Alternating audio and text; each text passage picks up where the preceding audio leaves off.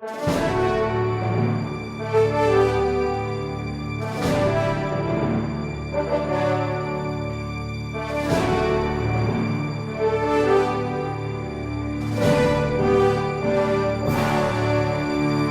Resposta Católica de hoje, queremos continuar respondendo aquela pergunta: como entender que a Igreja não erra? Nós, em primeiro lugar, falamos da indefectibilidade e da santidade da Igreja como um todo. Hoje gostaríamos de falar da função do magistério nisto tudo. O Catecismo da Igreja Católica nos ajuda, logo de início, no número 890, quando ele diz assim, que a missão do magistério está ligada ao caráter definitivo da aliança instaurada por Deus em Cristo com o seu povo. Então veja só, Deus tem uma aliança com o seu povo. Ele disse, estarei convosco todos os dias, é uma promessa de Cristo. Então o magistério, ele irá prestar o serviço na manutenção desta aliança. Ou seja, ele irá garantir que este povo continue em aliança com Deus. Embora membros possam sair, o povo de Deus continuará na aliança. Pois bem, o magistério deve protegê-lo, ao povo de Deus, dos desvios e dos afrouxamentos. Vejam, a dificuldade para a igreja não é somente se desviar da fé, mas é também perder o elan, perder a mordência, quando o cristianismo se torna light, quando tudo é facilitado. Não, é missão do magistério dizer, gente, vamos verdadeiramente aquilo que Jesus deixou, aquela radicalidade evangélica, chamar o povo à radicalidade evangélica e garantir-lhe a possibilidade objetiva de professar sem erro a fé autêntica. Por isso, o magistério, ele tem uma função dentro da igreja. O povo, olhando para o magistério, tem ali um serviço, um ministério. Como eu disse no Resposta Católica passado, é a igreja quem é infalível. E o magistério tem um serviço dentro desta realidade da infalibilidade e da indefectibilidade da fé católica. O ofício pastoral do magistério está assim ordenado ao cuidado para que o povo de Deus permaneça na verdade que liberta. Para executar esse serviço, Cristo dotou os pastores do carisma da infalibilidade em matéria de fé e de costumes. E o exercício desse carisma pode assumir várias modalidades. Aqui é que vem a coisa. A igreja tem um magistério, o Papa e os bispos, que tem um carisma, o carisma das coisas seguras na fé. Como é que a igreja exerce isso? Bom, de várias maneiras. Pode exercer isso de forma solene nas declarações ex cátedra do Papa ou nos concílios ecumênicos, ou pode manifestar isso de forma comum e ordinária no ensinamento do dia a dia, em que o Papa e os bispos, em sintonia e comunhão com ele, fazem quando expõem a fé católica. A infalibilidade do magistério não é uma infalibilidade somente nessas ocasiões solenes. É também em outras ocasiões. Só que a modalidade é que é diferente. Por exemplo, quando o Papa declara ex cátedra que a Virgem Santíssima subiu aos céus, nós temos ali uma certeza absoluta, porque vemos o carisma certo, o Papa, que exerce o seu ministério petrino para confirmar os fiéis na sua fé.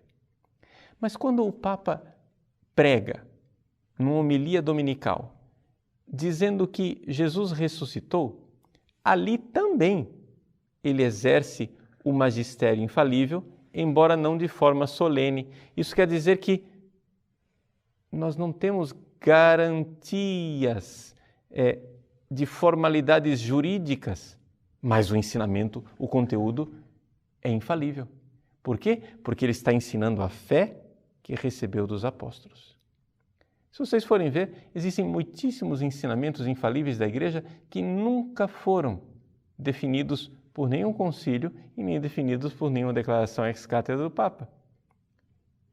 essa fé na ressurreição de Cristo, por exemplo, não creio que exista nenhum concílio ecumênico que tenha definido o fato de que Jesus ressuscitou dos mortos, pelo simples fato de que ninguém nunca questionou isso. As definições da Igreja, elas geralmente vêm para dirimir dúvidas dos fiéis. Quando os fiéis não estão muito certos daquilo que é a fé.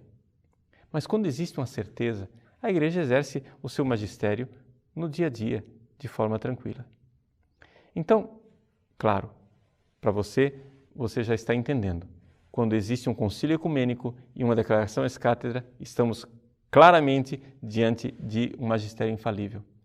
É no dia a dia que as coisas ficam mais difíceis da gente perceber se esse ensinamento é infalível ou não. O critério que nós podemos usar para ver um ensinamento infalível ou não no dia a dia é o critério da tradição.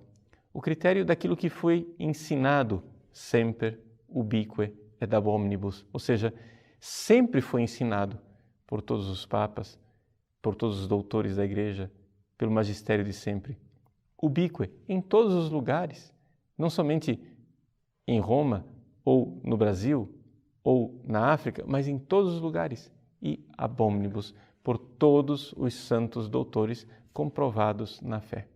É assim que, no dia a dia, nós podemos ter esta certeza, por causa da continuidade e da tradição. Se é assim, quando nós nos encontramos diante de um documento que cheira a novidade, nós sabemos como reagir. Precisamos, em primeiro lugar, nos debruçar sobre esse documento com benevolência e obediência. Por quê? Porque vem do magistério. Precisamos ler esse documento com o escudo baixado, tentando compreender as coisas que estão sendo apresentadas, com honestidade, com retidão e com respeito para com o magistério.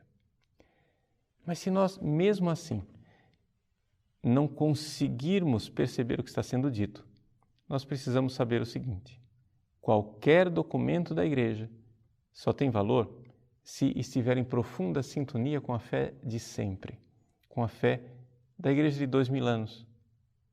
Então, vamos à pergunta inicial. É verdade que o magistério nunca erra? A resposta é complexa. É verdade que o magistério infalível nunca erra. É verdade que o magistério que está unido no dia a dia à fé dos apóstolos nunca erra. Mas é verdade que podem haver escorregões. É verdade que, de alguma forma, pode haver uma expressão menos adequada, menos trabalhada, que precisa ser revista e esclarecida. Ou também é verdade que, infelizmente, existem membros do magistério que podem pecar com o pecado da apostasia, da heresia ou do cisma. A história da Igreja está desgraçadamente cheia de bispos e padres que caíram nesses pecados.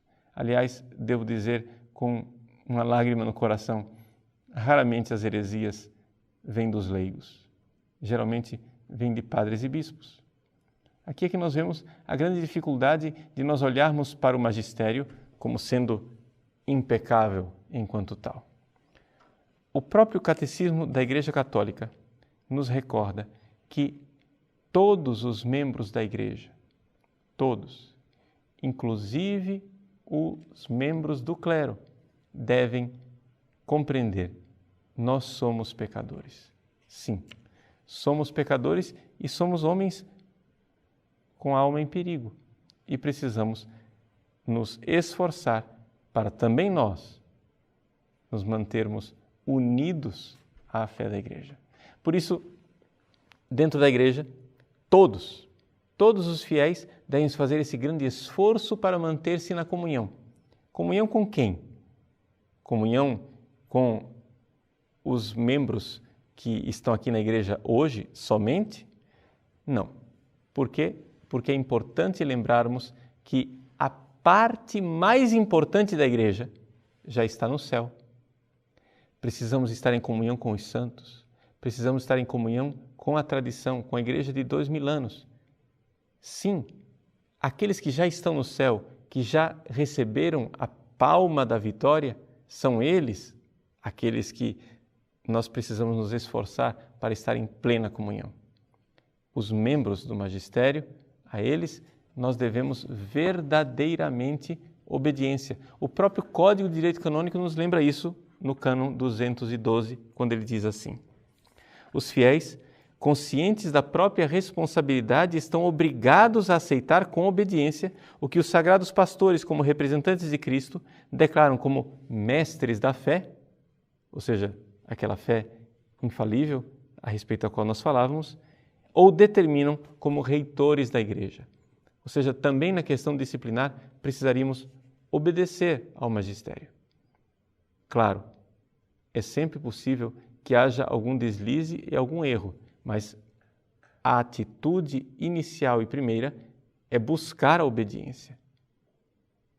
Sabendo desta dificuldade e sabendo que nem sempre os prelados da igreja são iluminados em todas as suas decisões, é que o cânon 212 coloca 2 outros parágrafos, nos recordando que os fiéis têm o direito de manifestar aos pastores da igreja as suas necessidades e os seus anseios.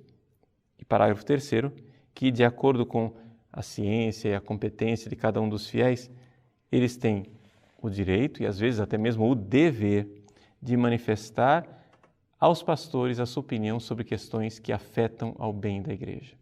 É possível, portanto, uma colaboração dos fiéis leigos com o magistério. É possível dizer ao magistério, aos sagrados pastores: vejam, ali tem um lobo. Por que é que não tomamos uma atitude? Faz parte da constituição da igreja. Todos somos responsáveis. Não há menor de idade nestes termos em que somente o magistério tem maioridade e os leigos têm menoridade. Não. Uma vez alcançada a maioridade dentro da igreja, cada um na sua função, devemos todos colaborar para que a igreja continue aquilo que ela é, a esposa santa de Cristo, indefectível na fé, aquela que, com o Cristo, ilumina os povos.